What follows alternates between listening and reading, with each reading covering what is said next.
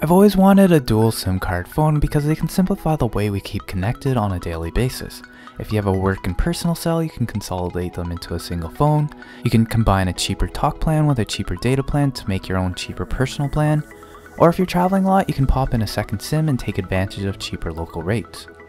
So for my first dual SIM phone, I picked up the BLU LIFE ONE X phone, and it supports dual SIM dual active capability.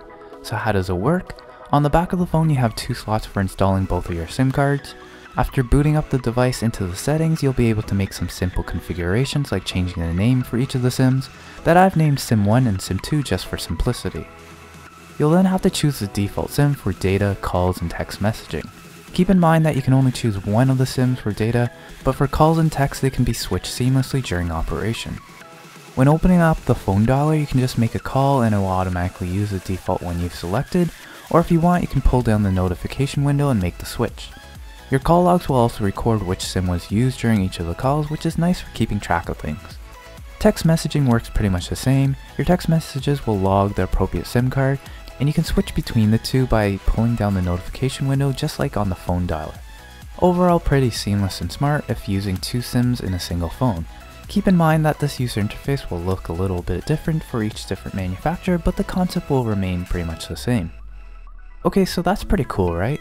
But there's some things you need to watch out for with dual SIM phones that manufacturers don't properly advertise.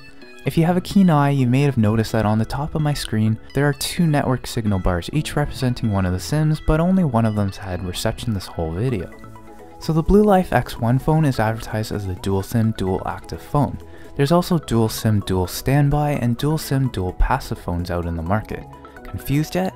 Wait, there's more. Okay, say you want the dual SIM dual active phone, but is it dual SIM dual active dual 3G phone, or is it dual active 3G and 2G only? The only problem here is that this isn't always advertised, and more often than not it's the latter, which brings me to the problem at hand. On my device, selecting SIM1 for data means that it gets access to 3G, 4G, and LTE frequencies, but SIM2 only gets access to 2G.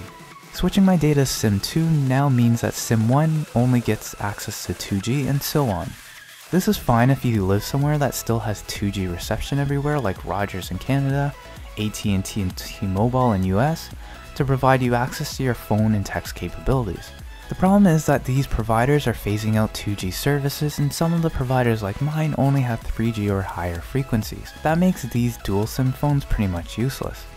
Okay, great, so I want a dual SIM, dual active, dual 3G LTE phone. But that brings me to my present day conundrum. Do they even exist? How bad would my battery life be with 2 separate LTE antennas working at the same time? I don't have the answers to this, but if you do, let me know in the comments below. It's unfortunate that I won't be able to take advantage of the dual SIM feature on my phone, but I'll just keep playing around with my BLU LIFE X1, but that's for another video. I'll see you next time.